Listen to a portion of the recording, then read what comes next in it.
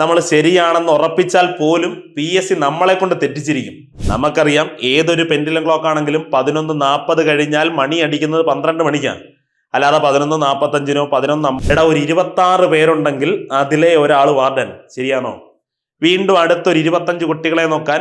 ഏവർക്കും നമസ്കാരം. ഞാൻ വിശാഖ് പാവുമ്പ. എൻട്രി ആപ്പിന്റെ ഒരു യൂട്യൂബ് ക്ലാസ്സിലേക്ക് ഏവരെയും സ്വാഗതം ചെയ്യുന്നു.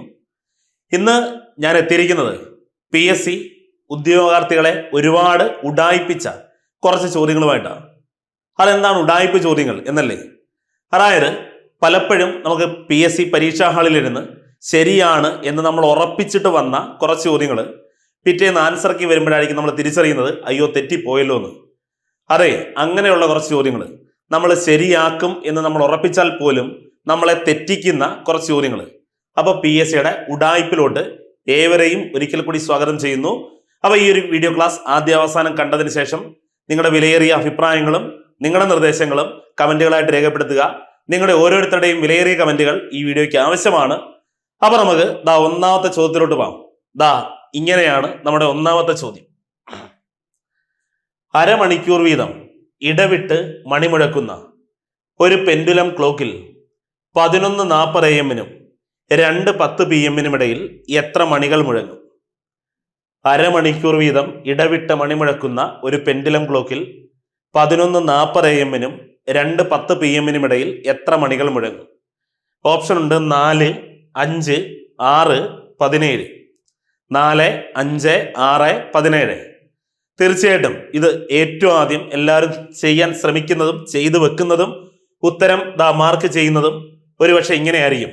അരമണിക്കൂർ വീതം ഇടവിട്ട് മണിമുഴക്കുന്ന ഒരു പെൻഡുലം ക്ലോക്കിൽ 11:40 2:10 ഇടയിൽ എത്ര മണികൾ മുഴങ്ങുമെന്ന് ചോദിച്ചു കഴിഞ്ഞാൽ മക്കളെ കുറച്ച് പേര് 11:40 കഴിഞ്ഞാൽ ഈ മണി ഏറ്റവും ആദ്യമായിട്ട് അടിക്കുന്നത് 12 മണിക്ക്. അപ്പൊ 12 മണിക്ക് മണി അടിക്കും. പിന്നെ അരമണിക്കൂർ വെച്ചായിട്ട് 12:30 അടിക്കും, 12:30 അടിക്കും, പിന്നെ 1 മണിക്ക് അടിക്കും, പിന്നെ 1:30 അടിക്കും, പിന്നെ 2 മണിക്ക് അടിക്കും, പിന്നെ 2:10 മേളിൽ പോകുന്നതുകൊണ്ട് 2:30 എടുക്കണ്ട. അപ്പൊ 12 മണി, 12:30, 1, 1:30, 2. അപ്പൊ ഒരു 5 വട്ടം അടിക്കും എന്ന് പറഞ്ഞ് കുറെ ആൾക്കാർ ഉത്തരമായിട്ട് ചെയ്യാറുള്ളത് ഓപ്ഷൻ ബി 5 ആണ്. ഇതാണ് സാധാരണയായിട്ട് സ്വാഭാവികമായിട്ടും എല്ലാവരും ചെയ്ത് കാണാറ്.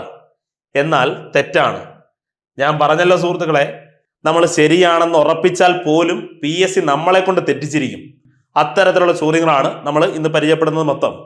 നോക്ക്, ചോദ്യത്തിന്റെ പ്രത്യേകത അരമണിക്കൂർ വീതം ഇടവിട്ട് മണിമുഴക്കുന്ന ഒരു പെൻഡുലം ക്ലോക്കിൽ മക്കളെ ഒരു പെൻഡുലം ക്ലോക്കിൽ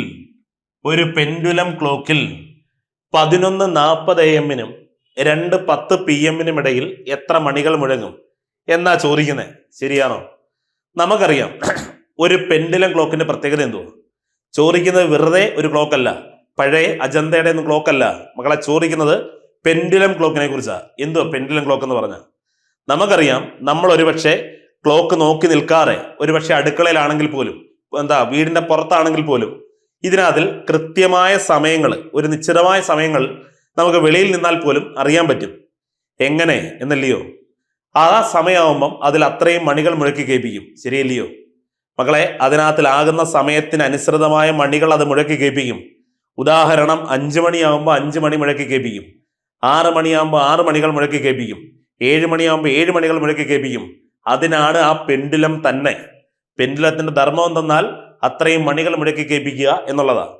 എങ്കിൽ നിങ്ങൾ ആലോചിച്ച മക്കളെ, 11:40 2:10 ഇടയിൽ എത്ര മണികൾ മുഴങ്ങും എന്നാണ് ചോദ്യം. എത്ര മണികൾ മുഴങ്ങും? ശരി, നമുക്കറിയാം 11:40 കഴിയെ 11:40 2:10 ഇടയിൽ എന്നാണ് ചോദിക്കുന്നത്. നമുക്കറിയാം ഏതൊരു പെൻഡുലം ക്ലോക്ക് ആണെങ്കിലും 11:40 കഴിഞ്ഞാൽ മണി അടിക്കുന്നത് 12 മണിക്കാണ്. അല്ലാതെ 11:45 11:50 11:55 11:59 മണി അടിക്കത്തില്ല. നമ്മളോട് 11:40 2:10 ഇടയിലെന്ന് പറഞ്ഞാലും 11:55 2:10 ഇടയിലെന്ന് പറഞ്ഞാലും മക്കളെ എപ്പോഴും 11 അല്ലെങ്കിൽ 11:30 ശേഷം പിന്നെ മണി അടിക്കുന്ന 12 മണിക്കേ ഉള്ളൂ. ശരിയാണോ? എങ്കിൽ 11:40 കഴിഞ്ഞാൽ ഇത് ഏറ്റവും ആദ്യമായിട്ട് മണി അടിക്കാൻ പോകുന്ന സമയം 12 മണി മക്കളെ, 12 മണി. ഇനി പെൻഡുലം ക്ലോക്കിന്റെ അടുത്ത പ്രത്യേകത ഞാൻ പറഞ്ഞു കഴിഞ്ഞല്ലോ. ഇതിനകത്തിലാകുന്ന സമയം എത്രയാണോ ആ സമയത്തിന് അനുസൃതമായ മണികൾ മുഴക്കും. ശരിയല്ലയോ? എങ്കിൽ 12 മണിക്ക് ഉറപ്പായിട്ടും ഇത് 12 മണികൾ അടിക്കും. മക്കളെ 12 മണിക്ക് ഇത് ഉറപ്പായിട്ടും 12 മണികൾ അടിക്കും. ശരിയാണോ? ഓക്കെ, 12 മണിയാകുമ്പം 12 മണികൾ അത് മുഴക്കി കേൾപ്പിക്കും. അടുത്ത സമയം നമുക്കറിയാം അരമണിക്കൂർ വീതം ഇടവിട്ട മണി മുഴക്കുന്നത്. എങ്കിൽ 12 മണി കഴിഞ്ഞ് അടുത്ത മണി അടിക്കുന്ന സമയം 12:30, 12:30. അപ്പൊ കുറച്ച് പേര് ചിന്തിക്കും 12:30ക്ക് ഒരു 12 ബെല്ലുകളും പിന്നെ ഒരു ചെറിയ ബെല്ലും അടിക്കുമെന്ന്. ആണോ? അങ്ങനൊന്നും അല്ല. എടാ 12:30 സൂചിപ്പിക്കാൻ ഒരെണ്ണം. ഒരു 12 ബെല്ല് കേട്ടിട്ട് പിന്നീട് കുറച്ച് സമയം കഴിയുമ്പോൾ ഒരു ബെല്ല് കേൾക്കുമ്പോൾ മനസ്സിലാക്കിക്കോണം 12:30 ആയെന്ന്. അപ്പൊ അരമണിക്കൂറിൽ ഒരെണ്ണം. മകളെ അരമണിക്കൂറിൽ ഒരെണ്ണം. ശരി, വീണ്ടും അടുത്ത അരമണിക്കൂർ ആകുമ്പോൾ 1 മണി. 1 മണിയാകുമ്പം എന്തായാലും 1 മണിക്ക് ഒരെണ്ണേ അടിക്കത്തുള്ളൂ. ശരിയാണോ? ഒരെണ്ണം. അടുത്തത് 1:30. നമുക്കറിയാം അരമണിക്കൂറിനെ സൂചിപ്പിക്കാൻ എന്തായാലും ഒരെണ്ണേ അടിക്കത്തുള്ളൂ. അപ്പൊ 1:30ക്കും ഒരെണ്ണം. അടുത്ത സമയം 1:30 കഴിഞ്ഞാൽ അടുത്ത മണി അടിക്കുന്ന സമയം 2 മണി. 2 മണിക്ക് നമുക്കറിയാം 2 എണ്ണം അടിക്കണം. 2 മണിക്ക് നമുക്കറിയാം 2 എണ്ണം അടിക്കണം. പിന്നത്തെ സമയം 2 മണി കഴിഞ്ഞ് 2:30 എടുക്കണോ? വേണ്ട, 2:10 മേളിൽ പോവും. അതുകൊണ്ട് എടുക്കുന്നില്ല. ശരി, ഇതിന്റെ തുക എടുക്കാം. എങ്കിൽ 11:40 2:10 ഇടയിൽ എത്ര മണികൾ മുഴങ്ങും? നോക്കാം. നിങ്ങളെ 12 ഒന്നുകൂടെ കൂട്ടി 13, 1 14, 1 15, 2 17. എങ്കിൽ 11:40 2:10 ഇടയിൽ ആകെ എത്ര മണികൾ മുഴങ്ങുമെന്ന് ചോദിച്ചാൽ നമ്മുടെ ശരി ഉത്തരം 17. നമ്മുടെ റൈറ്റ് ആൻസർ 17. മനസ്സിലായോ? എല്ലാവരും ആദ്യം ക്യാൻസൽ ചെയ്യാൻ ശ്രമിക്കുന്ന ഉത്തരം ഒരു പക്ഷേ 17 ആയിരിക്കും. എന്നിട്ട് 5 അല്ലെങ്കിൽ 6 4 ഒക്കെ കമന്റ് ചെയ്ത് വെക്കും, അല്ലെങ്കിൽ എഴുതി വെക്കും. നമ്മുടെ ശരി ഉത്തരം 17 ആണ്. മനസ്സിലായോ? ക്ലിയർ ആണോ? നമുക്ക് അടുത്ത ചോദ്യത്തിലോട്ട് പോകാം. പക്കയായിട്ട് മനസ്സിലായിട്ടുണ്ടാകും എന്ന് കരുതിക്കൊണ്ട് അടുത്ത ചോദ്യം പറഞ്ഞോട്ടെ. ശരി, അടുത്ത ചോദ്യം ഇങ്ങനെ: 650 അന്തേവാസികളുള്ള എന്നാണ്. അന്തേവാസികളുള്ള ഒരു ഹോസ്റ്റലിൽ ഓരോ 25 കുട്ടികൾക്കും ഒരു വാർഡൻ വീതമാണുള്ളത്. എങ്കിൽ ആകെ എത്ര വാർഡന്മാരുണ്ട്? ചോദ്യം ഒരിക്കൽ കൂടെ. 650 അന്തേവാസികളുള്ള ഒരു ഹോസ്റ്റലിൽ ഓരോ 25 കുട്ടികൾക്കും ഒരു വാർഡൻ വീതമാണുള്ളത്. എങ്കിൽ ആകെ എത്ര വാർഡന്മാരുണ്ട്? നല്ല ചോദ്യമാണ്. അപ്പം ഇതെല്ലാവരും ചെയ്യുന്നത് ഇങ്ങനെയാണ്. മക്കളെ മൊത്തം 650 അന്തേവാസികൾ. 650 അന്തേവാസികളിൽ ഓരോ 25 കുട്ടികൾക്കും ഒരു വാർഡൻ വീതമുണ്ടെന്ന് പറയുമ്പം 650 എന്ത് ചെയ്യും? 25 എന്ന് ചെയ്യും. 650/25 ചെയ്യും. ശരിയാണോ? ശരി, 650/25 ചെയ്യുമ്പം നമുക്കറിയാം 25-നകത്തിൽ 25 ഒരു വട്ടം, ഇവിടെയും 25 2 വട്ടം 50. ഓക്കെ ആണോ? ശിഷ്ടം നമുക്കറിയാം 15 വരും. 15 എന്ന് പറഞ്ഞാൽ 180-നകത്തിൽ 15 25 6 വട്ടം. ശരിയാണോ? 26 എന്ന് വരും. അതായത് ആകെ 26 വാർഡന്മാരുണ്ട് എന്ന് എല്ലാവരും എഴുതി വെക്കും. ഇതാണ് നടക്കാറുള്ളത്. ഓപ്ഷൻ ഡി 26 എന്ന് ഇതിനകത്തിലെ ബഹുഭൂരിപക്ഷം ആൾക്കാരും എഴുതി വെക്കും. എന്നാൽ തെറ്റാ മക്കളെ, തെറ്റാ. ഈ സാധനം തെറ്റാണ്. അപ്പൊ ഇതെങ്ങനെ ശരിയാക്കാം എന്ന് കണ്ടോ? ഒന്നുമില്ല. നല്ല ചോദ്യം. എടാ 650 അന്തേവാസികളുള്ള ഒരു ഹോസ്റ്റലിൽ ഓരോ 25 കുട്ടികൾക്കും, അവിടെയാണ് നമ്മുടെ ആ കൃത്യമായ പോയിന്റ് കിടക്കുന്നത്. ഓരോ 25 കുട്ടികൾക്കും, മക്കളെ ഓരോ 25 കുട്ടികൾക്കും ഒരു വാർഡൻ വീതമാണുള്ളത് എന്ന് പറഞ്ഞാൽ, എടാ ഒരു 25 കുട്ടികളെ നോക്കാൻ വേറൊരാളുണ്ട്, അയാളാണ് വാർഡൻ, അല്ലെങ്കിൽ ആ സ്ത്രീയാണ് വാർഡൻ. ശരിയാണോ? എടാ 25 കുട്ടികളെ നോക്കാൻ വേറൊരാൾ വരും. കാര്യം ഓരോ 25 കുട്ടികൾക്കും ഒരു വാർഡൻ എന്ന് പറഞ്ഞാൽ ഓരോ 25 കുട്ടികളെ നോക്കാനും ഒരു വാർഡൻ വേറെ വരും. എന്ന് പറഞ്ഞാൽ 25 പേരെ നോക്കാൻ വേറൊരാൾ വരുമ്പം ഒരു 26 പേര് മക്കളെ കൂടി നിന്നാൽ അതിലെ ഒരാൾ വാർഡൻ. എടാ ഒരു 26 പേരുണ്ടെങ്കിൽ അതിലെ ഒരാൾ വാർഡൻ. ശരിയാണോ? വീണ്ടും അടുത്തൊരു 25 കുട്ടികളെ നോക്കാൻ ഒരാൾ വേറെ വരും. അപ്പൊ മൊത്തം 26 പേരിൽ ഒരാൾ വാർഡൻ. ശരിയാണോ? വീണ്ടും അടുത്ത 25 പേരവിടെ ഉണ്ടെങ്കിൽ അവരെ നോക്കാൻ വേറൊരാൾ പുറത്തുനിന്ന് വരും. അപ്പൊ 25 ഒന്നും 26 പേര് ചേർന്ന് നിന്നാൽ അതിലെ ഒരാൾ വാർഡൻ. ശരിയാണോ? വീണ്ടും ഒരു 26 പേര് ചേർന്ന് നിൽക്കുമ്പോൾ, കൂടി നിൽക്കുമ്പോൾ അതിലെ ഒരാൾ വാർഡൻ. എന്ന് പറഞ്ഞാൽ എപ്പോഴും എപ്പോഴും എപ്പോഴും 26-ൽ ഒരു ഭാഗം വാർഡന്മാരായിരിക്കും. 26-ൽ ഒരു ഭാഗം വാർഡന്മാരായിരിക്കും. ശരിയാണോ? 25 കുട്ടികളെ നോക്കാൻ വേറൊരാൾ വരും എന്ന് പറഞ്ഞാൽ മൊത്തം 26 പേരുണ്ടെങ്കിൽ അതിലൊരാൾ വാർഡൻ. എങ്കിൽ നമ്മുടെ ആകെ ഇവിടെ 650 അന്തേവാസികളുണ്ടെങ്കിൽ, മക്കളെ 650 അന്തേവാസികളുണ്ടെങ്കിൽ 650ന്റെയും 26-ൽ ഒരു ഭാഗമാണ് വാർഡൻ. 25 കുട്ടികളെ നോക്കാൻ വേറൊരാൾ വരും. അപ്പൊ മൊത്തം 26 പേരായി. 26 പേരിൽ ഒരാൾ വാർഡൻ. എങ്കിൽ ആകെ അവിടെ 26-ൽ ഒരു ഭാഗം വാർഡന്മാരാ. മനസ്സിലായോ? എങ്കിൽ 650-നെ 25 കൊണ്ടല്ല സുഹൃത്തുക്കളെ ഹരിക്കേണ്ടത്, 26 കൊണ്ടാണ്. അത് എന്തുകൊണ്ടെന്നാൽ ഓരോ 25 കുട്ടികളിലും എന്നല്ല, ഓരോ 25 കുട്ടികളിലും ഒരു വാർഡൻ ഉണ്ടെന്ന് പറഞ്ഞാൽ 25 പേരിൽ തന്നെ ഒരാൾ വാർഡൻ. എന്നാൽ ഇവിടെ എങ്ങനല്ല, ഓരോ 25 കുട്ടികൾക്കും വേറൊരാൾ വാർഡൻ എന്ന് പറഞ്ഞാൽ 26 പേരിൽ ഒരാൾ വാർഡൻ. അപ്പൊ 650 ഇൻറ്റു 26 ഒന്ന് ചെയ്താൽ മതി. 26-നകത്ത് 26 ഒരു വട്ടം, 650-നകത്തിൽ 26 25 വട്ടം, 25 ഗുണം 1 25 വരും. എങ്കിൽ അവിടുത്തെ ആകെ വാർഡന്മാരുടെ എണ്ണം 25. ഓപ്ഷൻ സി ആണ് നമ്മുടെ ശരി ഉത്തരം. മനസ്സിലായോ? സിമ്പിൾ അല്ലയോ? സിമ്പിളായ ചോദ്യങ്ങളാ, പക്ഷേ നമ്മൾ തെറ്റിക്കും. ആ തെറ്റിക്കും എന്ന് PSCക്ക് അറിയാം. അതുകൊണ്ട് തന്നെ വീണ്ടും ആവർത്തിക്കുകയും ചെയ്യും. ക്ലിയർ ആണേ? നമുക്ക് അടുത്ത ചോദ്യത്തിലോട്ട് പോകാം. അടുത്ത ചോദ്യം ഇങ്ങനെ: ഒരു സമ്മേളന സ്ഥലത്ത് 8:30-ന് 15 മിനിറ്റ് നേരത്തെ എത്തി. 30 മിനിറ്റ് വൈകി എത്തിയ ബിയേക്കാൾ 20 മിനിറ്റ് നേരത്തെയായിരുന്നു എ. എങ്കിൽ സമ്മേളനം തുടങ്ങിയത് എത്ര മണിക്കാണ്? ഓപ്ഷൻ ഉണ്ട്: 8:35, 8:25, 8:05, 9:05. ചോദ്യം ഒരിക്കൽ കൂടെ: ഒരു സമ്മേളന സ്ഥലത്ത് 8:30-ന് 15 മിനിറ്റ് നേരത്തെ എത്തി.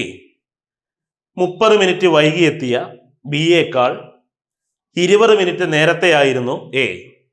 എങ്കിൽ സമ്മേളനം തുടങ്ങിയത് എത്ര മണിക്കാണ്? മക്കളെ ചോദ്യം ദാ നോക്കാം. എ എന്ന് പറയുന്ന ഒരാള് ഒരു സമ്മേളന സ്ഥലത്ത് 8:30-ന് 15 മിനിറ്റ് നേരത്തെ എത്തി. മക്കളെ 8:30-ന് 15 മിനിറ്റ് നേരത്തെ എത്തി എന്ന് പറഞ്ഞാൽ ഒരു സമ്മേളന സ്ഥലത്ത് 8:30-നും 15 മിനിറ്റ് നേരത്തെ എന്ന് പറഞ്ഞാൽ എടാ 8:15-നെത്തി എന്ന അർത്ഥം. 8:15-നെത്തി എന്നാണ് അർത്ഥം.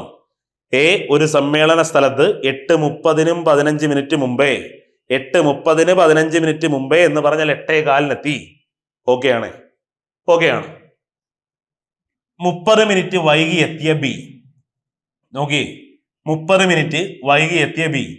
അപ്പം മനസ്സിലായി, 30 മിനിറ്റ് വൈകി എന്ന് പറഞ്ഞാൽ സമ്മേളനം തുടങ്ങിയിട്ട് 30 മിനിറ്റ് വൈകി എന്നാണ് അർത്ഥം.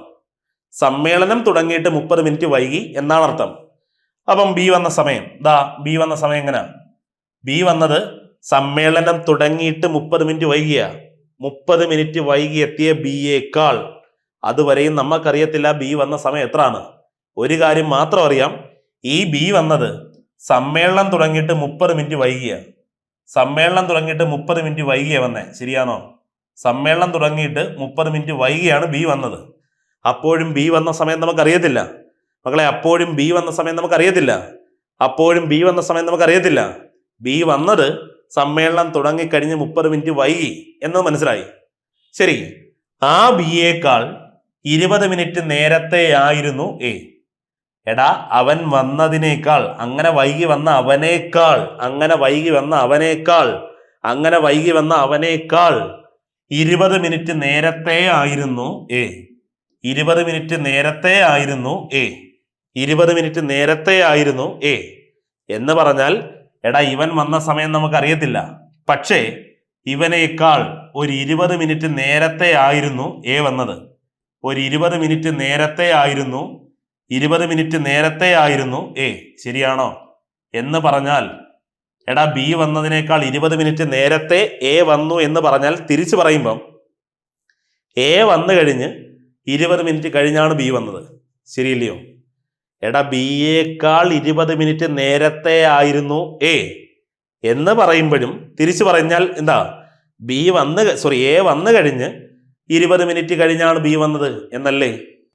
ബിയേക്കാൾ 20 മിനിറ്റ് മുമ്പേ എ വന്നെങ്കിൽ എ വന്നു കഴിഞ്ഞ് 20 മിനിറ്റ് കഴിഞ്ഞാണ് മക്കളെ ബി വന്നത്. ശരിയാണോ? എങ്കിൽ എടാ 8:15 എ വന്നത്, അതും കഴിഞ്ഞ് 20 മിനിറ്റ് കഴിയുമ്പം 8:35, അതായത് ബി വന്ന സമയം കിട്ടി 8:35. ഓക്കെ ആണോ? കാര്യം 8:15 ഇവൻ വന്നെങ്കിൽ ഇവൻ മറ്റവനേക്കാൾ 20 മിനിറ്റ് നേരത്തെ വന്ന്, മറ്റവനേക്കാൾ 20 മിനിറ്റ് നേരത്തെ വന്ന്. അപ്പോൾ ഇവൻ വന്നിട്ട് 20 മിനിറ്റ് കഴിഞ്ഞിട്ടാണ് ബി വന്നതെന്ന്. അപ്പം എ വന്ന 8:15 ബി വന്ന സമയം 8:35. മനസ്സിലായോ? കുറച്ച് പേര് 8:35 കിട്ടുമ്പോഴേ മക്കളെ ഈ ഓപ്ഷനിലോട്ടങ്ങ് പോകും. 8:35 എന്ന് എഴുതി വെക്കും. ശരി ഉത്തരവാണോ? അല്ല. നമുക്കിപ്പോൾ എന്ത് മാത്രമേ കിട്ടിയുള്ളൂ? ബി വന്ന സമയം മാത്രമേ കിട്ടിയുള്ളൂ. നമ്മുടെ ചോദ്യം ബി വന്ന സമയമാണോ? അല്ല. സമ്മേളനം തുടങ്ങിയത് എത്ര മണിക്കെന്നാ? നമുക്കറിയാം സമ്മേളനം തുടങ്ങിയത് ബി വന്നിട്ട് നമ്മളോട് പറയുന്നുണ്ട് സമ്മേളനം തുടങ്ങിക്കഴിഞ്ഞ് ഒരു 30 മിനിറ്റ് വൈകിയാണ് ബി വന്നത്. സമ്മേളനം തുടങ്ങിക്കഴിഞ്ഞ് ഒരു 30 മിനിറ്റ് വൈകിയാണ് ബി വന്നത്. അപ്പൊ ബി വന്ന സമയം 8:35. ബി വന്ന സമയം 8:35. അപ്പൊ ഇവൻ വരുന്നതിനും ഒരു 30 മിനിറ്റ് മുമ്പേ സമ്മേളനം തുടങ്ങി. ശരിയാണോ? ബി വരുന്നതിനും ഒരു 30 മിനിറ്റ് മുമ്പേ നേരത്തെ തുടങ്ങി. എങ്കിൽ 8:35 നിന്നും ഒരു 30 മിനിറ്റ് മുമ്പേ കണ്ടുപിടിച്ചാൽ മതി. എന്ന് പറഞ്ഞാൽ കുറച്ചാൽ മതി. എങ്കിൽ മക്കളേതാ നമ്മുടെ ഉത്തരം 8:05. സമ്മേളനം തുടങ്ങിയ സമയം 8:05. സമ്മേളനം തുടങ്ങിയ സമയം 8:05. നമ്മുടെ ശരി ഉത്തരം ഓപ്ഷൻ സി 8:05 ആണ്. എന്നാൽ ഇത് കുറച്ച് പേര് എന്താണ് ചെയ്യുന്നതെന്ന് ഞാൻ ചുമ്മാ പറഞ്ഞുതരാം. എടാ ബി വന്ന സമയം 8:35 ആണെന്ന് എല്ലാവരും കണ്ടുപിടിക്കും. ബി വന്ന സമയം 8:35. ഇനി അവൻ 30 മിനിറ്റ് വൈകിയാണ് വന്നത് എന്നും കണ്ടുപിടിക്കും. വൈകിയത് കൊണ്ട് കുറച്ച് പേര് ഇതങ്ങ് കൂട്ടിവെക്കും. 8:35 30 തമ്മിൽ കൂട്ടിവെക്കും. അങ്ങനെയുള്ളവരെ ഉദ്ദേശിച്ചാണ് മക്കളെ PSC ഓപ്ഷൻ ഡിയിൽ 9:05 എന്ന സമയം തന്നിരിക്കുന്നത്. കണ്ടോ? കുറച്ച് പേര് അതും കൂട്ടിവെക്കും. അതാ ഞാൻ പറഞ്ഞത്, വളരെ ശ്രദ്ധിച്ച് മാത്രം ചെയ്യേണ്ട ചോദ്യങ്ങളാണ്. നമ്മളെ PSCക്ക് ഉഡായിപ്പിക്കാൻ പറ്റുന്ന ചോദ്യങ്ങളാണ്. നമ്മുടെ ശരി ഉത്തരം 8:05. ക്ലിയർ ആണോ?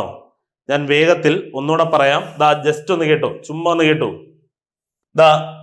എ ഒരു സമ്മേളന സ്ഥലത്ത് 8:30 15 മിനിറ്റ് നേരത്തെ എന്ന് പറഞ്ഞാൽ 8:15 30 മിനിറ്റ് വൈകി എത്തിയ ബി എന്ന് പറഞ്ഞാൽ സമ്മേളനം തുടങ്ങിയിട്ട് 30 മിനിറ്റ് വൈകി. മനസ്സിലായി? ബി സമ്മേളനം തുടങ്ങിയിട്ട് 30 മിനിറ്റ് വൈകി. ശരിയാണോ? സമ്മേളനം തുടങ്ങിയിട്ട് 30 മിനിറ്റ് വൈകി. അപ്പോഴും ബി വന്ന സമയം നമുക്കറിയത്തില്ല. 30 മിനിറ്റ് വൈകി എത്തിയ ആ ബിയേക്കാൾ ഇവനേക്കാൾ 20 മിനിറ്റ് നേരത്തെ ആയിരുന്നു എ. അപ്പൊ മനസ്സിലായി, 20 മിനിറ്റ് നേരത്തെ ആര് വന്ന്? എ വന്ന്. ബി വന്നതിനേക്കാൾ 20 മിനിറ്റ് നേരത്തെ ആര് വന്ന്? എ വന്ന്. തിരിച്ചു പറഞ്ഞാൽ എ വന്നു കഴിഞ്ഞ് 20 മിനിറ്റ് കഴിഞ്ഞാണ് ബി വന്നതെന്ന്. അപ്പൊ നമുക്ക് മനസ്സിലായി 8:15 കഴിഞ്ഞ് 20 മിനിറ്റ് കൂടെ കഴിഞ്ഞാൽ 8:35. ബി വന്ന സമയം 8:35. ശരി. അപ്പൊ ബി വന്ന സമയം 8:35 കിട്ടിയെങ്കിൽ നമുക്കറിയാം, ബി വന്ന സമയം 8:35 കിട്ടിയെങ്കിൽ ബി ആ സമ്മേളനം തുടങ്ങിയിട്ട് 30 മിനിറ്റ് വൈകിയാ വന്നത്. എന്ന് പറഞ്ഞാൽ ഇവൻ വന്നപ്പോഴത്തേക്ക് 30 മിനിറ്റ് കഴിഞ്ഞു പോയി. എങ്കിൽ ഇവൻ വരുന്നതിന് 30 മിനിറ്റ് മുമ്പേ സമയം കണ്ടുപിടിക്കുമ്പം മക്കളെ 8:05, അതായത് നമ്മുടെ സമ്മേളനം തുടങ്ങിയ കൃത്യമായ സമയം 8:05 എന്ന് പറയാം. ഓപ്ഷൻ സി ആണ് ശരി ഉത്തരം. ക്ലിയർ അല്ലയോ? മനസ്സിലായിട്ടുണ്ടാകുമെന്ന് കരുതട്ടെ. നമുക്ക് അടുത്ത ചോദ്യത്തിലോട്ട് പോവാം. നോക്ക്. ഒരാൾ 60 മീറ്റർ ഉയരമുള്ള ഒരു ഇലക്ട്രിക് പോസ്റ്റിന്റെ മുകളിലേക്ക് കയറുന്നു. ഓരോ മിനിറ്റിലും അയാൾ 6 മീറ്റർ കയറും. എന്നാൽ 4 മീറ്റർ തെന്നി താഴേക്ക് വരും.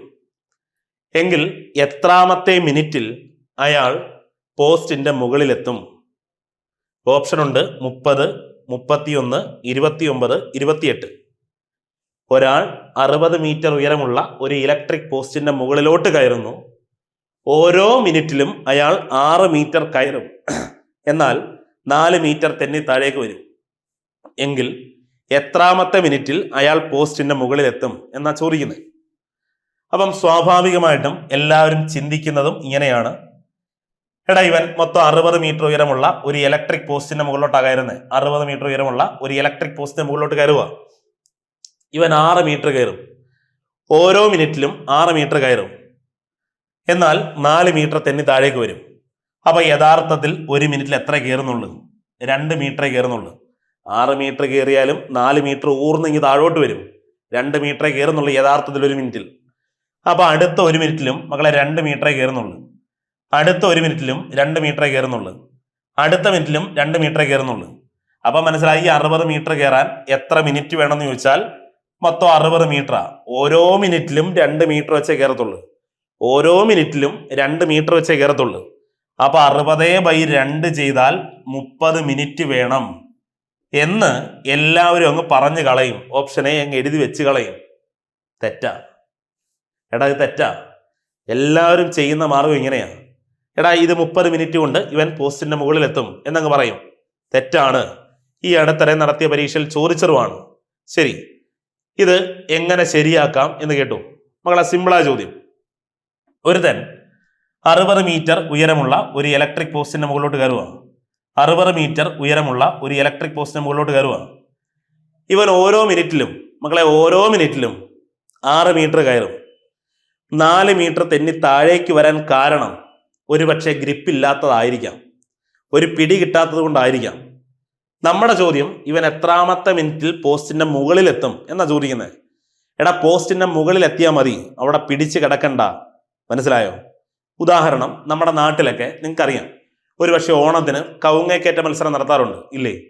ആ സമയത്ത് കവുങ്ങയിൽ നമ്മൾ ഒരുപക്ഷെ എണ്ണയും മുട്ടയെല്ലാം കൂടെ മിക്സ് ചെയ്ത് അതിനകത്ത് തേച്ച് പിടിപ്പിച്ച് അതിലോട്ടാണ് കയറുന്നത്. അപ്പം കയറി അതിന്റെ മുകളിൽ തൊട്ടാൽ മതി. നമുക്കറിയാം, കയറുമ്പം ഊർന്ന് താഴോട്ട് വരും, കയറും വീണ്ടും താഴോട്ട് വരും. എന്നാൽ കയറി മുകളിൽ ചെന്ന് തൊടുന്നതാണ് മത്സരം അല്ലേ? മുകളിൽ കയറി കെട്ടിപ്പിടിച്ചുകൊണ്ട് കിടക്കണ്ട, അവിടെ തൊട്ടാൽ മതി, അതാണ് മത്സരം. അത് തന്നെയാണ് ഇവിടെയും അർത്ഥമാക്കുന്നത്. പല രീതിയിൽ ചോദിച്ചിട്ടുണ്ട്. ഒരു തവള പൊട്ടക്കിണറ്റിൽ നിന്ന് മുകളിലോട്ട് കയറുന്നു, ഒരു കുരങ്ങൻ ഒരു മരത്തിന്റെ താഴെ നിന്ന് മുകളിലോട്ട് കയറുന്നു, ഒരാള് പോസ്റ്റിന്റെ മുകളിലോട്ട് കയറുന്നു. അങ്ങനെ വിവിധങ്ങളായ രീതിയിൽ ചോദിച്ചിട്ടുണ്ട്. എങ്ങനെ ചോദിച്ചാലും മകളെ ഒന്നുമില്ല, നിങ്ങൾക്കറിയാം, അവന് ഏറ്റവും മുകളിൽ ചെന്ന് തൊട്ടാൽ മതി, ഏറ്റവും മുകളിൽ ചെന്ന് തൊട്ടാൽ മതി. എങ്കിൽ നമുക്കറിയാം, ഇവൻ 6 മീറ്റർ വെച്ചാ കയറുന്നേ. ഇവൻ 6 മീറ്റർ വെച്ചാ കയറാൻ ശ്രമിക്കുന്നേ. 6 മീറ്റർ വെച്ചാ കയറാൻ ശ്രമിക്കുന്നേ. എങ്കിൽ മക്കളെ, ഇത് മൊത്തം നമുക്കറിയാം 60 മീറ്ററാ. ഇത് മൊത്തം 60 മീറ്ററാ ആണോ? മൊത്തം 60 മീറ്റർ. ഈ 60 മീറ്ററിലെ അവസാനത്തെ ഒരു 6 മീറ്റർ, അവസാനത്തെ ഒരു 6 മീറ്റർ ഇവൻ ഒറ്റ അടിക്കങ്ങ് കയറും. കാര്യം, ഇനി പിന്നെ 6 മീറ്ററോടെ കയറാനുള്ളെങ്കിൽ ഒരു മിനിറ്റ് കൊണ്ടും കയറും, മേളിൽ ചെന്ന് തൊടും. തൊട്ട് കഴിയുമ്പോഴാ പതുക്കെ ഊർന്ന് താഴോട്ട് വരുന്നേ. അതിൽ കാര്യമില്ല, അത് പിന്നെ വേണ്ട. മേളിൽ ചെന്ന് തൊട്ട് ഇവൻ ചെന്ന് മേളിൽ കയറി കഴിഞ്ഞാൽ പിന്നെ താഴോട്ട് വന്നിട്ട് കാര്യമില്ല, താഴോട്ട് വരത്തുമില്ല ഒരു പക്ഷേ. മനസ്സിലായോ? തവളയാണെങ്കിൽ ഏറ്റവും അവസാന ചാട്ടത്തിന് മുകളിലും കയറും, പിന്നെ താഴോട്ട് വരത്തില്ലല്ലോ. അതുകൊണ്ട് ഏറ്റവും അവസാനത്തെ മിനിറ്റിൽ ഇവൻ 6 മീറ്റർ കയറും. 6 മീറ്റർ കയറും. അവസാനത്തെ ഒരു മിനിറ്റ് കൊണ്ട് 6 മീറ്റർ കയറും. അപ്പം അതിന് മുമ്പായിട്ടും നമുക്കറിയാം മൊത്തം 60 മീറ്റർ ഉണ്ട്. ബാക്കി 54 മീറ്റർ മക്കളെ, ബാക്കി മൊത്തം 60 മീറ്ററാ. മൊത്തം 60 മീറ്ററാ. അതിലെ 54 മീറ്റർ ഇയാൾ എങ്ങനെ കയറുന്നേ? അതാണ് ഇവൻ ഓരോ മിനിറ്റിലും 2 metre 2 metre 2 metre 2 metre 2 metre വെച്ച് കയറുന്നത്. എങ്കിൽ 54 മീറ്റർ വരെ കയറുമ്പം ഓരോ മിനിറ്റിലും 2 മീറ്റർ 2 മീറ്റർ 2 മീറ്റർ 2 മീറ്റർ വെച്ച് കയറത്തുള്ളൂ. എങ്കിൽ 54 മീറ്റർ വരെ എത്ര മിനിറ്റ് വേണമെന്ന് കണ്ടുപിടിക്കാൻ 54/2 54/2 മക്കളെ 27. 54/2 27. 54/2 27. ഓക്കെ ആണോ? അപ്പൊ 54 മീറ്റർ വരെ കയറാൻ അവന് 27 മിനിറ്റ് വേണ്ടി വന്നു. 54 മീറ്റർ വരെ കയറാൻ അവന് 27 മിനിറ്റ് വേണ്ടി വന്നു. ഇനി നമുക്കറിയാം ഒരു 6 മീറ്ററൂടെ കയറാനുള്ളത്. അവൻ ഒരു മിനിറ്റിൽ 6 മീറ്റർ കയറുന്നവനാ. ശരിയാണോ? എങ്കിൽ അടുത്ത ഒരു മിനിറ്റ് കൊണ്ട് ഒറ്റയടിക്ക് 6 മീറ്റർ കയറും എന്ന് പറഞ്ഞാൽ 27 1 28 മിനിറ്റിൽ അവൻ പോസ്റ്റിന്റെ മുകളിലെത്തും. 28 മിനിറ്റിൽ അവൻ പോസ്റ്റിന്റെ മുകളിലെത്തും. ഇതാണ് ഇതിന്റെ കറക്റ്റ് കൺസെപ്റ്റ്. മനസ്സിലായോ? ആദ്യം കയറുന്ന ദൂരം എത്ര? 6 മീറ്റർ. ആ ഏറ്റവും അവസാനത്തെ 6 മീറ്റർ അങ്ങ് മാറ്റണം. കാര്യം അവസാനത്തെ 6 മീറ്റർ ഒറ്റയടി കയറും. പിന്നെ ബാക്കിയുള്ള 54 മീറ്റർ ആണ് ഓരോ മിനിറ്റിലും 2 മീറ്റർ 2 മീറ്റർ 2 മീറ്റർ 2 മീറ്റർ വെച്ച് കയറുന്നത്. അങ്ങനെ 54 മീറ്റർ വരെ 27 മിനിറ്റ് വേണം. അവസാനത്തെ 6 മീറ്ററിന് ഒരു മിനിറ്റ് മതി. അപ്പൊ മൊത്തം 28 മിനിറ്റ്. ഇതാണ് ശരിക്കും ഇതിന്റെ കൺസെപ്റ്റ്. ഇനി ഇങ്ങനെ കൺസെപ്റ്റ് കൊണ്ടൊക്കെ ചെയ്യാൻ നിങ്ങൾക്ക് പാടാണെങ്കിൽ ഇത് ചെയ്യാൻ ഞാനൊരു സമവാക്യം പറഞ്ഞുതരാം മക്കളെ. ഇത് ചെയ്യാൻ ഞാനൊരു സമവാക്യം പറഞ്ഞുതരാം. ആ സമവാക്യം ദാ ഇങ്ങനെ എത്ര മിനിറ്റ് കൊണ്ട് പോസ്റ്റിന്റെ മുകളിലെത്തും എന്നൊക്കെ ചോദിച്ചാൽ നിങ്ങൾ ചെയ്യേണ്ട സമവാക്യം ഇങ്ങനെ. ദാ ആകെ ഉയരം മക്കളെ, ആകെ ഉയരം മൈനസ് ആദ്യം കയറിയ ഉയരം മക്കളെ, ആകെ ഉയരം മൈനസ് ആദ്യം കയറിയ ഉയരം. എടാ നോക്കി, ആകെ ഉയരം മൈനസ് ആദ്യം കയറിയ ഉയരം ബൈ യഥാർത്ഥത്തിൽ കയറിയ ഉയരം, യഥാർത്ഥത്തിൽ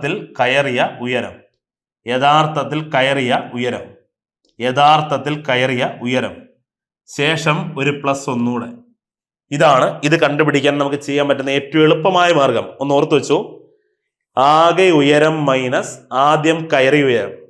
മക്കളെ, ആകെ മൈനസ് ആദ്യം എടാ ആകെ മൈനസ് ആദ്യം ഒരു പ്രാസം ഉണ്ടല്ലോ, ചേർത്ത് പറ. ആകെ ഉയരം മൈനസ് ആദ്യം കയറിയ ഉയരം, ആകെ ഉയരം മൈനസ് ആദ്യം കയറിയ ഉയരം, ആകെ മൈനസ് ആദ്യം കയറിയ ഉയരം ബൈ യഥാർത്ഥത്തിൽ കയറിയ ഉയരം പ്ലസ് ഒന്ന്. ഒന്നുകൂടെ, ആകെ ഉയരം മൈനസ് ആദ്യം കയറിയ ഉയരം ബൈ യഥാർത്ഥത്തിൽ കയറിയ ഉയരം പ്ലസ് ഒന്ന്. ഒന്നുകൂടെ, ആകെ ഉയരം മൈനസ് ആദ്യം കയറിയ ഉയരം ബൈ യഥാർത്ഥത്തിൽ കയറിയ ഉയരം പ്ലസ് ഒന്ന് എന്ന് പറഞ്ഞാൽ മക്കളെ, ആകെ നമ്മുടെ പോസ്റ്റിന്റെ ഉയരം 60 മീറ്റർ. അപ്പൊ 60 മൈനസ് ആദ്യം കയറുന്ന ഉയരം, ഇവൻ ആദ്യം കയറുന്ന എത്ര വെച്ചാ? 6 മീറ്റർ വെച്ചാ. കണ്ടോ, 60 6 കുറയ്ക്കുന്നു. ഞാൻ നേരത്തെ പറഞ്ഞ കൺസെപ്റ്റ്. കാര്യം അവസാനത്തെ 6 മീറ്റർ ഒറ്റ മിനിറ്റ് കൊണ്ട് കയറും, അതുകൊണ്ട് 6 മീറ്റർ അങ്ങ് മാറ്റുന്നു. ശരിയാണോ? അപ്പൊ 60 6 കുറച്ച് 56 വരും. ഡിവൈഡഡ് ബൈ യഥാർത്ഥത്തിൽ കയറുന്ന ഉയരം. 6 മീറ്റർ കയറുമ്പോൾ 4 മീറ്ററും തെന്നി താഴോട്ട് വരുമ്പോൾ മക്കളെ യഥാർത്ഥത്തിൽ 2 മീറ്റർ കയറുന്നുള്ളൂ. പ്ലസ് ഒന്നുകൂടെ. ശരിയാണോ? അപ്പൊ ഒന്നുകൂടെ പറഞ്ഞാലും ഒന്നുകൂടെ, ആകെ ഉയരമായ 60 മൈനസ് ആദ്യം കയറുന്ന ഉയരമായ 6 ബൈ യഥാർത്ഥത്തിൽ കയറുന്ന ഉയരമായ 2 പ്ലസ് 1. ശരി, അപ്പൊ 60 മൈനസ് 6 എന്ന് പറഞ്ഞാൽ 54. 54 ബൈ 2 പ്ലസ് 1 എന്ന് വരും. 54 ബൈ 2 എന്ന് പറഞ്ഞാൽ 27. 27 പ്ലസ് 1 എന്ന് പറഞ്ഞാൽ നമ്മുടെ ശരി ഉത്തരം 28.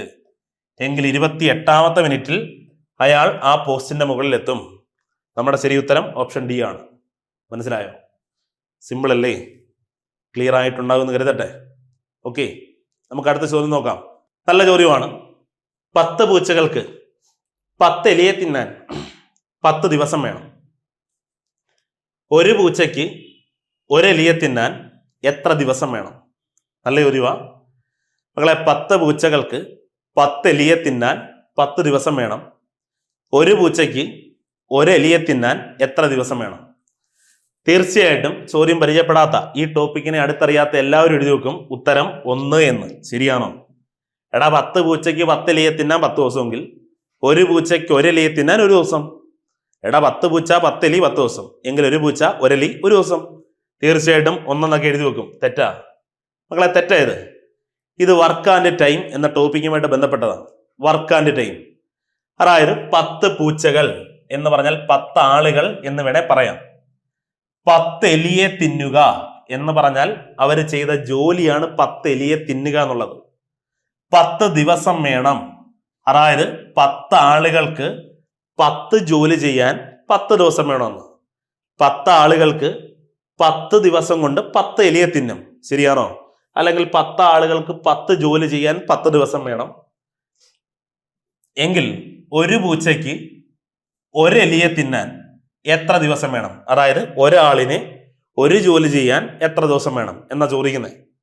മക്കളെ, ഇത് വളരെ സിമ്പിളായ സാധനം. വർക്ക് ആൻഡ് ടൈം എന്ന ടോപ്പിക്കുമായിട്ട് ബന്ധപ്പെടുത്തി പറയുമ്പം ഇതിന് ഇത്രയേ ഉള്ളൂ. എടാ 10 ആളുകൾ 10 എലിയെ തിന്നാൻ അല്ലെങ്കിൽ 10 ജോലി ചെയ്യാൻ 10 ദിവസം വേണം എങ്കിൽ ഒരാളിന് 1 ജോലി ചെയ്യാൻ എത്ര ദിവസം വേണം? അപ്പം ഇതിന്റെ സമവാക്യം മക്കളെ കാണാതെ പഠിച്ചു വെച്ചു. M1 D1 by W1 equal to M2 d2 by w2. എടാ സമവാക്യം എന്ന് പറഞ്ഞേ പറ. m1 d1 by w1 equal to m2 d2 by w2. ഒന്നുകൂടെ പറ. m1 d1 by w1 equal to m2 d2 by w2. ഒന്നുകൂടെ പറ. m1 d1 by w1 equal to m2 d2 by w2. ഒരിക്കൽ കൂടെ m1 d1 by w1 equal to m2 d2 by w2. അവസാനമായിട്ട് എനിക്ക് വേണ്ടി ഒരിക്കൽ കൂടെ m1 d1 by w1 equal to m2 d2 by w2. ശരി, ഒന്നുമില്ല മക്കളെ. m1 എന്ന് പറഞ്ഞാൽ ആദ്യം പറയുന്ന മെൻ, അതായത് ആളുകൾ. d1 എന്ന് പറഞ്ഞാൽ അവർക്ക് വേണ്ട ഡേയ്സ്. ശരിയാണോ? w1 എന്ന് പറഞ്ഞാൽ അവർ ചെയ്ത വർക്ക് ഈക്വൽ ടു m2 എന്ന് പറഞ്ഞാൽ രണ്ടാമത് നമ്മളോട് ചോദിക്കുന്ന ആളുകളുടെ എണ്ണം ഇൻറ്റു അവർക്ക് വേണ്ട ഡേയ്സിന്റെ എണ്ണം ഡിവൈഡഡ് ബൈ അവർ ചെയ്ത വർക്ക്. ശരി, നമുക്ക് വില കൊടുക്കാം. m1 എന്ന് പറഞ്ഞാൽ 10 പൂച്ചകൾക്ക്, അതായത് 10 ആളുകൾക്ക് 10 എലിയെ തിന്നുക. നമുക്കറിയാം 10 എലിയെ തിന്നുക എന്ന് പറഞ്ഞാൽ അവർ ചെയ്ത ജോലിയാണ്. അപ്പൊ താഴെ w1ന്റെ സ്ഥാനത്താണ് 10 കൊടുക്കേണ്ടത്. 10 എലി എന്നുള്ളത് താഴെയാണ് കൊടുക്കേണ്ടത്. കാര്യം 10 എലിയെ തിന്നുക എന്നുള്ളത് വർക്കാ. 10 എലിയെ തിന്നാൻ 10 ദിവസം വേണം. കണ്ടോ, 10 ദിവസം വേണം. അപ്പൊ ആ 10 നമുക്ക് മുകളിൽ എഴുതാം. ഡേ 1 d1 എഴുതാം. ശരിയാണോ? അപ്പൊ നോക്കി മക്കളെ, 10 പൂച്ചകൾക്ക് 10 എലിയെ തിന്നാൻ 10 ദിവസം വേണം. കണ്ടോ 10 പൂച്ച എന്ന് പറയുന്നത് മെൻ 1, 10 എലി എന്ന് പറഞ്ഞാൽ w1, 10 ദിവസം വേണമെന്ന് പറഞ്ഞാൽ d1. ഓക്കെ ആണോ? ഈക്വൽ ടു എങ്കിൽ ഒരു പൂച്ചയ്ക്ക് m2ന്റെ സ്ഥാനത്ത് ഒരു പൂച്ച, ഒരു എലിയെ തിന്നാൻ നമുക്കറിയാം. ഒരു എലി എന്ന് പറഞ്ഞാൽ അവർ ചെയ്യുന്ന വർക്കാണ് ഒരു എലിയെ തിന്നുക. ഒരു എലിയെ തിന്നാൻ എത്ര ദിവസം വേണം, d2 എത്ര വേണം എന്നാ നമുക്കറിയാത്തത്. ശരി, ഇവിടെ ഇപ്പൊ വെട്ടാനൊക്കെ പറ്റും. 10നെയും താഴെ കൊണ്ട് വെട്ടാം. ഇനി ഒരു പക്ഷേ ഇത് വെട്ടാൻ പറ്റാത്തൊരു സംഖ്യയാണെന്ന് കരുത്. മുകളിലത്തെ 10ഉം താഴത്തെ 10ഉം തമ്മിൽ വെട്ടാൻ പറ്റത്തില്ല എന്നങ്ങ് ചിന്തിക്കുക, എന്നങ്ങ് കരുത്. അങ്ങനെയെങ്കിൽ മക്കളെ ഇത് ക്രോസ് ഗുണിക്കണം. ശരി, ഞാൻ അങ്ങനെ തന്നെ ചെയ്ത് കാണിക്കാം. അപ്പൊ നോക്കി, ഇങ്ങനെ വരും. 10 ഗുണം ഇങ്ങനെ ഗുണിക്കുമ്പം ഇത് വരും 10 ഗുണം 1 ഗുണം d2 ഈക്വൽ ടു 10 ഗുണം 1 എന്ന് വരും. ശരിയാണോ? 10 ഗുണം 1. നമുക്ക് d2 കണ്ടുപിടിക്കണ്ടേ? അപ്പൊ d2 കണ്ടുപിടിക്കാൻ d2 ഈക്വൽ ടു അപ്പുറത്തെ 10 ഗുണം 1 ഡിവൈഡഡ് ബൈ ഇവിടുത്തെ 10 ഇൻറ്റു 1 അപ്പുറത്ത് പോകുമ്പോൾ ഡിവൈഡഡ് ബൈ 10 ഇൻറ്റു 1. 1 ക്യാൻസൽ ആയി പോകും. നോക്കേണ്ട കാര്യമില്ല. 10 ക്യാൻസൽ ആയി പോകും. 10 ക്യാൻസൽ ആയി പോയാൽ പിന്നെ 10 മാത്രം. അതായത് നമ്മുടെ ശരി ഉത്തരം 10. എങ്കിൽ ഒരു പൂച്ചയ്ക്ക് ഒരു എലിയെ തിന്നാനും മക്കളെ 10 ദിവസം വേണം. ഒരു പൂച്ച ഒരു എലിയെ തിന്നുന്നത് 10 ദിവസം കൊണ്ടാണ്. ഒരു പൂച്ച ഒരു എലിയെ തിന്നാൻ 10 ദിവസം എടുക്കും. അങ്ങനെ ഓരോ പൂച്ചയും 10 ദിവസം കൊണ്ടാണ് 10 എലിയെ തിന്നുന്നത്. ഓരോ പൂച്ചയും 10 ദിവസം എടുത്തിട്ടാണ് 10 എലിയെ തിന്നുന്നത്. അപ്പൊ 10 പൂച്ചകൾക്ക് 10 എലിയെ തിന്നാൻ 10 ദിവസം വേണമെന്ന് പറഞ്ഞാൽ ശരിയാ. കാര്യം ഓരോ പൂച്ചയും 10 ദിവസം കൊണ്ടാണ് ഒരു എലിയെ തിന്നുന്നത്. മനസ്സിലായോ? അപ്പൊ ഈ 10 പൂച്ചകൾ 10 ദിവസം കൊണ്ട് 10 എലിയെ തിന്നും. മനസ്സിലായോ? ക്ലിയർ ആണോ? മനസ്സിലായി കാണുമെന്ന് കരുതട്ടെ. അപ്പൊ നമ്മുടെ സമവാക്യം എന്തുവാ? m1 d1 by w1 equal to m2 d2 by w2. Clear? അപ്പം PSC നമ്മളെ ഉടായിപ്പിച്ച ചോദ്യങ്ങളുടെ ഒന്നാമത്തെ പാർട്ടാണ് നിങ്ങൾ കണ്ടത്. തുടർന്നും ഇത്തരം വീഡിയോകളുമായിട്ട് ഞാൻ വരുന്നതായിരിക്കും. അതിന് നിങ്ങളുടെ വിലയേറിയ അഭിപ്രായങ്ങൾ ഞാൻ പറഞ്ഞല്ലോ നമ്മുടെ കമന്റുകളായിട്ട് രേഖപ്പെടുത്തുക. നിങ്ങളുടെ കമന്റുകളാണ് എൻ്റെ എനർജി. തീർച്ചയായിട്ടും എല്ലാവർക്കും ഒരു നല്ല ഭാവി നേർന്നുകൊണ്ട് തൽക്കാലം ഇന്ന് അവസാനിപ്പിക്കുന്നു. Bye from Vishakh Pavumba.